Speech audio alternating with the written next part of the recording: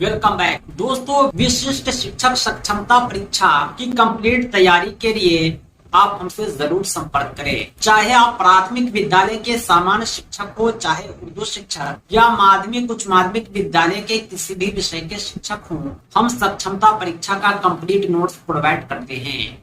हमारे PDF notes आपके WhatsApp पर और प्रिंटेड बाय पोस्ट आपके द्वारा उपलब्ध कराए गए पते पर भेजे जाते हैं। हमारे नोट्स को प्राप्त करने के लिए संपर्क करें 7631314948 पर। इस नंबर पर आप कॉल भी कर सकते हैं, व्हाट्सएप भी।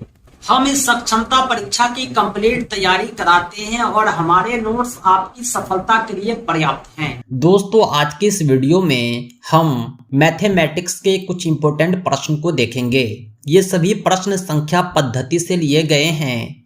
सक्षमता क्रैश कोर्स के आज के इस सेशन में हम 10 क्वेश्चन को नंबर सिस्टम से सॉल्व करेंगे। आइए हम सेशन की शुरुआत करते हैं। प्रश्न संख्या 1 है, किसी संख्या का 5/8 125 है तो उस संख्या का 70% क्या होगा।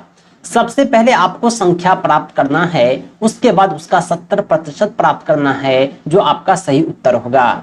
जब आप क्वेश्चन को देखेंगे तो क्वेश्चन का पहला पार्ट कह रहा है संख्या का 5/8। हम मान लेते हैं कि संख्या x है, इसका 5/8 कितना है, 125 है। तो वह संख्या क्या हो जाएगा, x का वैल्यू क्या होगा। ये गुना में है, इसको हम भाग में ले जाएंगे, इसके बाद हमें संख्या पता चल जाएगा। हम 5/8 को 8/5 लिखते हैं। जब आप 5 से 125 को काटेंगे तो 25 मर्तबा कटेगा। 25 से जब 8 को गुना करेंगे तो ये 200 प्राप्त होगा। ये आपकी ओरिजिनल संख्या हो गई। लेकिन क्वेश्चन में संख्या प्राप्त करने को नहीं कहता है, संख्या का 70% प्राप्त करने को कहता है। आइए हम इस 200 का 70% निकालते हैं। जब आप 200 का 70% लिखेंगे तो 2 जीरो से 2 जीरो कट जाएगा, 7 दूना 14 होता है, यानी 140 जो है सही जवाब होता है, जो आपको नजर आ रहा होगा ऑप्शन बी में। प्रश्न संख्या 2 है, निम्नलिखित में कौन एक काल्पनिक संख्या है। काल्पनिक संख्या उसे कहते हैं जो वास्तविक न हो, जिसका लिखना पॉसिबल न हो, आम जीवन में इसका उपयोग न होता हो। आपका किसी के पास 4 रुपया है, वो वापस कर देगा तो 0 रुपया बचेगा। 1 रुपया भी वास्तविक संख्या है। √5 का मतलब आप पहचान रहे होंगे कि इसका जो है वर्गमूल निकालना है, 2 रुपए से ज्यादा और 3 रुपए से कम होगा। लेकिन -√5 ये आपको कैसा लगता है, क्या माइनस वाली संख्या का वर्गमूल निकाला जा सकता है? कभी नहीं। जो वर्ग संख्या होती है उसी का वर्गमूल निकलता है, और वर्ग संख्या में कभी भी माइनस नहीं आएगा, क्योंकि माइनस को माइनस से गुना करने पर तो प्लस हो जाता है, फिर ये माइनस आया कहां से। यानी काल्पनिक संख्या अगर कोई है तो -√5 है। माइनस वाली जितनी भी संख्या अगर उसके ऊपर रूट लगा हो तो वो काल्पनिक संख्या होती है। प्रश्न संख्या 3 है कि किसी संख्या को 27 से भाग देने पर शेषफल 17 आता है। उस संख्या को अगर 3 से भाग दिया जाए तो शेषफल कितना आएगा। यानी कोई संख्या है, उसको 27 से भाग देने पर शेषफल 17 आता है, तो वो संख्या क्या हो सकता है।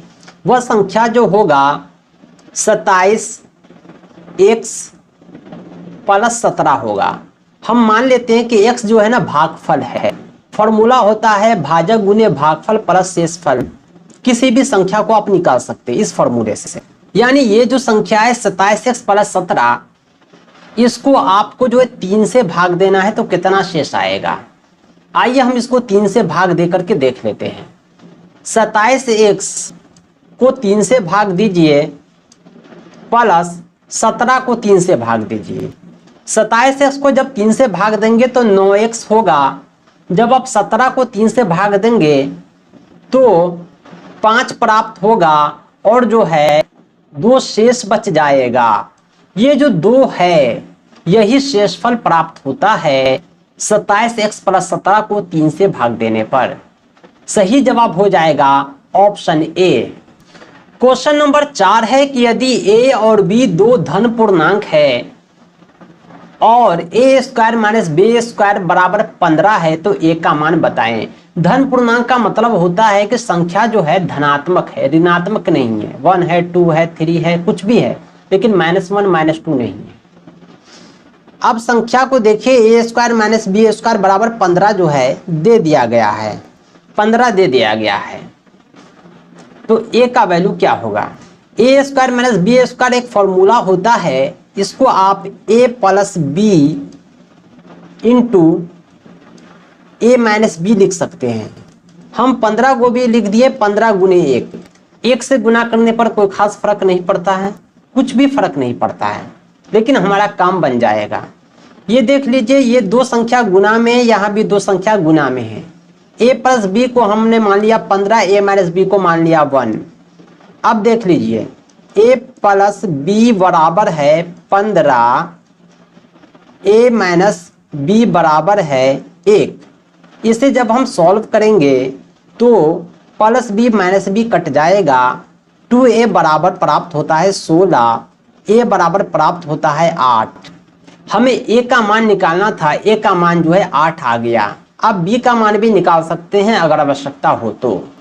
a माइनस बी का मान 1 है तो b का मान जो है सिंपली 7 हो जाएगा। क्वेश्चन नंबर 5 है कि 2200 के निकटतम वह संख्या बताएं जो 73 से पूरी तरह विभाजित हो। यानी 2200 का करीबी संख्या खोजना है जो 73 से पूरी तरह कट जाए। हम क्या करेंगे, 2200 को ही 73 से भाग देते हैं, देखते हैं कहां तक कटता है। 73 से हम भाग देते हैं, सिंपली भाग विधि का प्रयोग करके 2200 को। जब हम 2200 को भाग देंगे 73 से तो 22 नहीं लगेगा, इसलिए हम 220 को भाग देते हैं। 4 मरतबा जब लगाएंगे तो 7 चौका 28, 280 प्लस जा रहा है, इसलिए हम 3 बार लगाएंगे। 3 सत्ते 21, ये 220 के अंदर रहेगा। 3 तिया 9, 3 सत्ते 21, 10 में से 9 गया 1, ये सब कट जाएगा, 0 0 बच गया 10। कहने का मतलब ये हुआ कि जब 73 से 2200 को भाग देते हैं तो 10 शेष बचता है। हमें शेष नहीं बचाना है, इसलिए हम क्या करेंगे, 2200 में से 10 घटा देंगे। जितना शेष बच रहा है उसी को घटा देंगे ताकि कुछ बचे ही नहीं। 2200 में से हम सिंपली 10 घटाएंगे तो हमें 0 9 1 2 2190 आएगा। आप 2190 को 73 से भाग देके देखिए, एक जरा शेष नहीं बचेगा, क्योंकि जो शेष बच रहा था हमने उसे माइनस कर दिया। 2190 आपको नजर आ रहा है ऑप्शन डी में। क्वेश्चन नंबर 6 बहुत ही अमेजिंग है। इसको जो है सिंप्लीफाई करना है, वैल्यू पता करना है, इसको गुना करना है, इसको गुना करना है, इसको गुना करना है, इसको गुना करना है और सबको जोड़ देना है। हम जो है एक एक करके गुना करने के बजाय कोई आसान मेथड अपनाते हैं। आप जब गौर करेंगे तो 0.2 सब में नजर आ रहा है, 0.02 0.02 0.02। हम क्या करेंगे कि 0.02 को कॉमन ले लेंगे।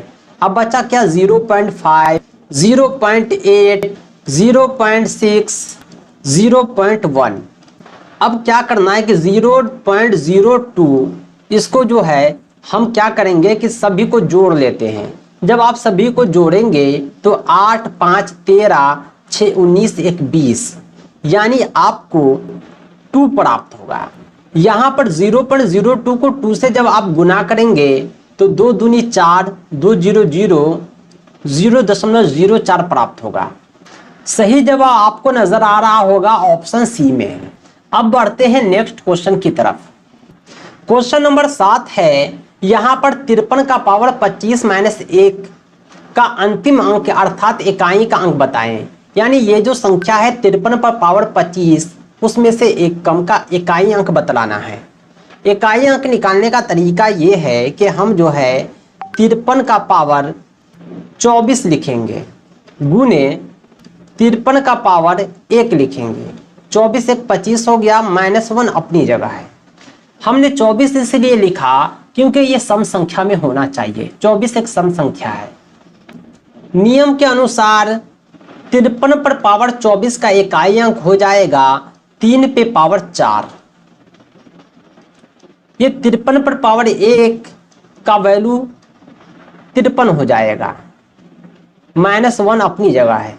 3 पे पावर 4 का इकाई अंक होता है 1, 3 तिया 9, 9 9 81, इकाई अंक 1 हो गया। इसको आप गुना कीजिए 53 से, -1, 53 -1 यानी 52। 52 जो है इकाई और दहाई की संख्या है, इसमें इकाई अंक है 2। सही जवाब हो जाएगा आपको ऑप्शन सी। प्रश्न संख्या 8 है x स्टार y, इसका वैल्यू होता है x square plus y square minus XY। तो 15 स्टार 18 का मान क्या होगा? यहां पर 15 जो है x की जगह और 18 y की जगह लिखा गया है। आप इस फॉर्मूले में x की जगह 15 और y की जगह 18 लिख दें, आपका उत्तर आपके सामने है। आइए हम लिखते हैं। एक्स स्क्वायर को हमने लिख दिया 15 का स्क्वायर, y स्क्वायर को हमने लिख दिया 18 का स्क्वायर माइनस XY यानी 15 गुने 18। इसे जब आप सॉल्व करेंगे तो 15 को 15 से गुना करने पर 225 आता है, 18 को 18 से गुना करने पर 324 आता है। जब आप 15 को 18 से गुना करेंगे तो आपको 270 प्राप्त होगा। इसको सिंपली आप जोड़े फिर घटाएं, 5 4 9 हो गया, 2 2 4 हो गया, 3 2 5 हो गया। इसमें से 270 माइनस करेंगे तो आपके सामने आएगा 9, 14 में से 7 गया 7, 4 में से 2 गया 2, 279 जो आपको ऑप्शन ए में नजर आ रहा है, यानी सही जवाब हो जाएगा 279। अब बढ़ते हैं नेक्स्ट क्वेश्चन की तरफ। क्वेश्चन नंबर 9 है निम्नलिखित भिन्न में किसका मान न्यूनतम होता है? ये भिन्न वाली संख्या है, सबके सब, इसमें किसका मान न्यूनतम है? आप सिंपली क्या करेंगे कि भाग देंगे, हर से अंश को जो प्राप्त होगा उसमें देखेंगे कौन बड़ा है कौन छोटा है। इस तरह तो आप कर ही सकते हैं, लेकिन ये थोड़ा लंबा प्रोसेस है। परीक्षा में आपके पास इतने समय नहीं रहेंगे सॉल्व करने के। मैं छोटा तरीका बतलाता हूं किस तरह आप आसानी से सॉल्व करेंगे। ये 4 भिन्न को देख लीजिए, जो हर वाली संख्या है सभी में 7 है। जब हर की संख्या सेम रहे तो आपको अंश देखना है, नोमिनेटर। जो नोमिनेटर बड़ा होगा वह भिन्न बड़ा होगा, जो नोमिनेटर छोटा होगा वह भिन्न छोटा होगा। हमें न्यूनतम खोजना है, छोटा खोजना है। हम देखते हैं कि 2 3 8 1 में सबसे छोटा कौन है, सबसे बड़ा कौन है। यहां पर सबसे छोटा 1 है, सबसे छोटा भिन्न जो हो जाएगा 1/7 हो जाएगा। आप इसका वैल्यू भी निकाल कर देख सकते हैं। 8/7 का वैल्यू 1.1/7 होता है और इसका वैल्यू देखिए 0 कुछ होता है, यानी ये न्यूनतम है। इस तरह आप आसानी से सॉल्व कर सकते हैं। अब हम बढ़ते हैं अंतिम क्वेश्चन की तरफ। प्रश्न संख्या 10 है 3 सतत सम संख्या का योग 180 है। सतत का मतलब होता है लगातार। कोई भी सम संख्या जो होती है उसे 2 से विभाजित किया जा सकता है। 2 लगातार सम संख्या का जो डिफरेंस होगा वो 2 होगा। हम मान लेते हैं कि एक सम संख्या जो x है, तो लगातार दूसरी संख्या क्या हो जाएगा, x+2 हो जाएगा और तीसरा जो है x+4 हो जाएगा।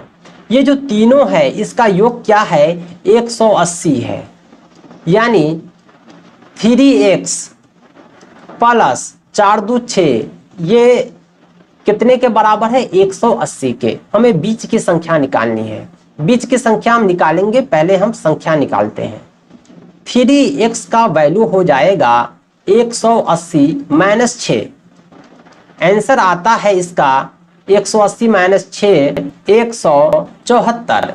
ये है 3x का वैल्यू। तो x का वैल्यू हो जाएगा 3 5 15 2 24 3 8 24 58। 58 x का वैल्यू है। बीच की संख्या कौन है, x+2 है, यानी 58 + 2 ये बीच की संख्या है, यानी 60। सही जवाब हो जाएगा ऑप्शन सी। तो दोस्तों आज के लिए इतना ही। कंप्लीट तैयारी के लिए विशिष्ट शिक्षक सक्षमता परीक्षा कंप्लीट नोट्स के लिए आप हमसे जरूर संपर्क करें 7631314948 पर। पाठ्यक्रम आधारित संपूर्ण अध्ययन सामग्री के माध्यम से कम समय में आप बेहतर तैयारी कर पाएंगे और अपनी सफलता सुनिश्चित कर पाएंगे और राज्यकर्मी का सपना आपका पूरा हो पाएगा। दोस्तों, इस सक्षमता परीक्षा के नोट्स और अपडेट के लिए आप हमारी वेबसाइट www.teacherahmed.com को भी विजिट करें। साथ ही साथ हमारे एंड्रॉयड ऐप टीचर अहमद को प्ले स्टोर से जरूर डाउनलोड करें। इसका लिंक आपको इस वीडियो के डिस्क्रिप्शन में भी मिल जाएगा। दोस्तों, आज के लिए इतना ही। हम मिलते हैं नेक्स्ट वीडियो में एक अमेजिंग टॉपिक के साथ। Thanks for watching. धन्यवाद।